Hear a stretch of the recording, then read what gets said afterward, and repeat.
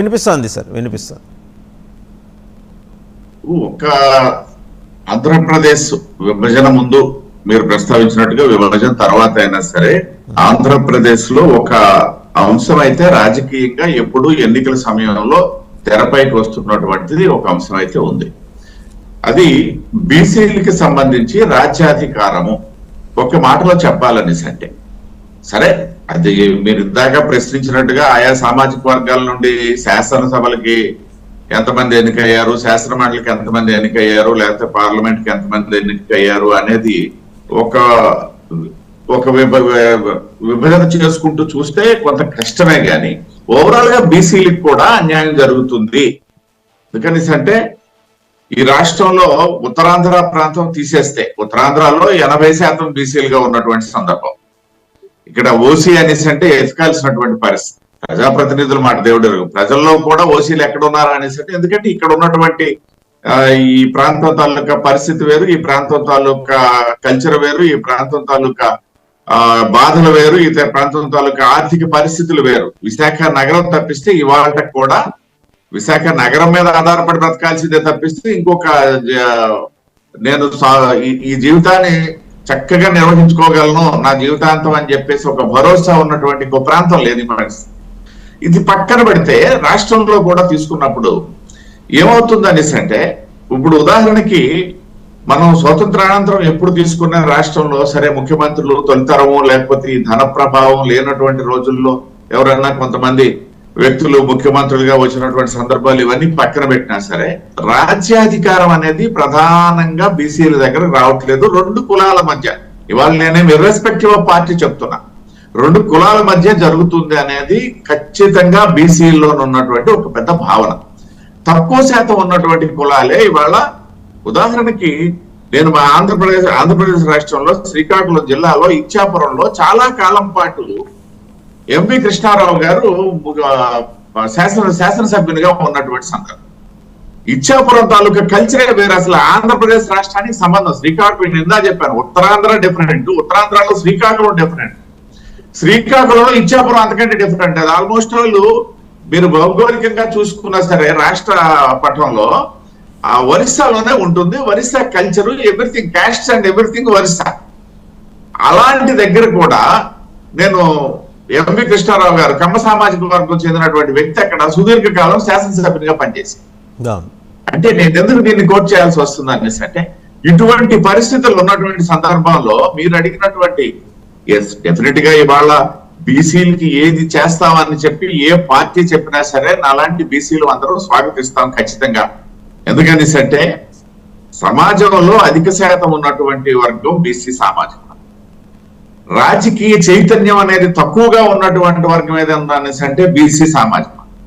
అంటే నేను మళ్ళీ ఇక్కడ చెప్తాను, ఎస్సీ ఎస్టీలకి సంబంధించి వారికి రాజ్యాంగంలో అయితేనేమి చట్టాల్లో అయితేనేమి వారికి ఉన్నటువంటి కొన్ని ప్రావిజన్స్ ఆధారంగా ఇవాళ కొంత వాళ్ళు అధిగమించారు. ఒకప్పుడు మనం అశుభస్థితి గురించి ఎక్కువగా మాట్లాడుకున్నటువంటి సందర్భాల నుండి ఇవాళ దాని ప్రస్తావన లేనటువంటి సమాజాన్ని ఇవాళ మనం చూస్తాం. సో అటువంటి కొన్ని మార్పులు చేర్పులు సమాజంలోనూ రాజకీయాల్లోనూ జరుగుతున్నప్పటికీ కూడా బీసీలకి నేను గర్వంగా చెప్తాను, ఒక బీసీని భారతీయ జనతా పార్టీ ఈ దేశానికి ప్రధానమంత్రి చేసింది. అదే బీసీ వాళ్ళు ఈ దేశాన్ని ప్రపంచ దేశాల్లో తలెత్తుకునే విధంగా నిలబెట్టగలిగారు అని చెప్పేసి నేను చెప్తాను. కానీ అంతటితో బీసీలకి మొత్తానికి ఏదో బీసీ సామాజిక వర్గం ఉద్ధరింపబడింది దేశంలో అని చెప్పడానికి సాహసించగలవా అనేసి అంటే లేదు. కారణం ఏంటనేసి అంటే రాజకీయాల్లో ఉన్నటువంటి ఈ ధనబలం అవ్వచ్చు, లేకపోయినట్టయితే ఇతరత్ర అవేర్నెస్ అవ్వచ్చు. నేను చెప్పేది తిరుపతిరావు గారు ఈ డిక్లరేషన్ లో ఇబ్బంది ఉంది. తిరుపతిరావు గారు ఈ డిక్లరేషన్ లో తెలుగుదేశం జనసేన కలిసి చేసిన ఈ డిక్లరేషన్ లో అంశాలు వాటికి చట్టబద్ధత సాధ్యమేనా? ఎందుకంటే నేను ప్రత్యేకంగా ఒక పాయింట్ మీద నేను మాట్లాడుతున్నాను. మిగిలిన వెల్ఫేర్ స్కీమ్స్ ఎలాగూ ఏదో తంటాలు పడి ఏ ప్రభుత్వం అయినా చేసే ప్రయత్నం చేస్తుంది. నేనేది ఏంటంటే రిజర్వేషన్ల దగ్గరికి వచ్చేప్పటికి చట్టసభల్లో 33% రిజర్వేషన్లు, స్థానిక సంస్థల్లో 34% రిజర్వేషన్లు, నామినేటెడ్ పదవుల్లో 34% రిజర్వేషన్లు. రేపు పొద్దున వీళ్ళు అధికారం పంచుకుంటున్నారు, అధికారంలోకి వస్తున్నారు అనే నమ్మకంతో ఉన్నారు. అలాగే పంచుకుంటున్నప్పుడు ముందర ఈ 34% రిజర్వేషన్లు నామినేటెడ్ పదవుల్లో వాళ్ళిద్దరూ కలిసి ఇచ్చే అవకాశాలు ఉన్నాయి. ఎందుకంటే తెలుగుదేశం ఇటువంటి హామీలు మామూలుగా నీటి మీద రాతలాగానే చేసి వస్తుంది. వెల్ఫేర్ దగ్గరకు వచ్చేప్పటికి కమిటెడ్గా 80 to 90% చేసే ప్రయత్నం అయితే తెలుగుదేశం ప్రభుత్వం లోగడ చేసింది. దాంట్లో ఎట్లాంటి డిస్ప్యూట్ లేదు. బట్ చట్టసభల్లో బీసీల ఎంట్రీని చాలా జాగ్రత్తగా అడ్డుకోవడానికి మేము తీర్మానం చేస్తాం, పంపిస్తాం. మనం చూసాం కాపు రిజర్వేషన్కి సంబంధించి తెలుగుదేశం ఏం చేసిందో. వీళ్ళే తీర్మానాలు చేస్తారు అసెంబ్లీలో, వీళ్ళ వాళ్ళే మళ్ళీ వెళ్ళి కేసులు పెడుతుంటారు హైకోర్టులో. ఇది సాధ్యమయ్యే పనే అనుకుంటున్నారా మీరు? నేను ఇక్కడ అంటే తెలుగుదేశం పార్టీ చిత్తశుద్ధి గురించి కొన్ని ప్రస్తావనలు మీరు చేశారు. అవన్నీ నేను ఇంతకుముందు మాట్లాడినవే పలు సందర్భాల్లో కలిసి ఉన్నప్పుడు. అవును. ఇప్పుడు దాని జోలికి పోకుండా ఒకటైతే చట్టసభల్లో 33% రిజర్వేషన్ అనేది మాత్రం ఇది నిన్న ప్రస్తావన అర్హత లేనిది.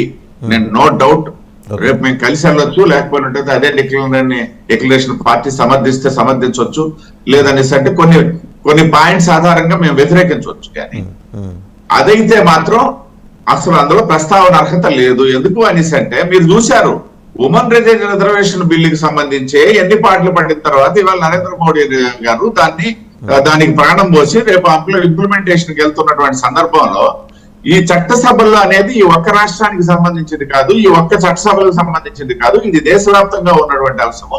ఏదైనా వీలున్నట్టయితే నేను మా చౌదరి గారి ద్వారా, ఎందుకంటే ఇప్పుడు ఇవాళ విమర్శించే పరిస్థితుల్లో మేము లేవు, చౌదరి గారి ద్వారా తెలుగుదేశం పార్టీ మేము ఒకటే విన్నవించుకుంటాం, ఇలాంటి వద్దు. మీరు బీసీలకి నేను ఏవైతే పెట్టారో మీతో పాటు మేము కూడా సమర్థిస్తాం. నేను వ్యక్తిగతంగాను పార్టీ పరంగా కూడా సమర్థిస్తాం.